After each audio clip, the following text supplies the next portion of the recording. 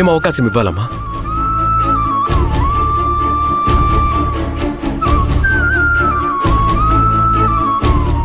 భూమి లేకుండానే ఇదంతా జరిగిందనుకుంటున్నావా? భూమికి తెలియకుండానే ఇదంతా జరిగిందనుకుంటున్నావా?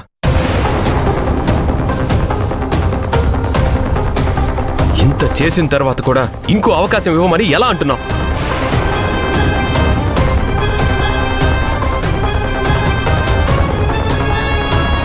శౌర్య ఎవరో ఒక అబ్బాయిని ప్రేమించింది. వాడ రుద్రాని కొడుకని తెలిసినప్పుడే శౌర్య చెంప పగలగొట్టి తప్పు చేస్తున్నావు అని చెప్పి ఇంటికి తీసుకురావాలి.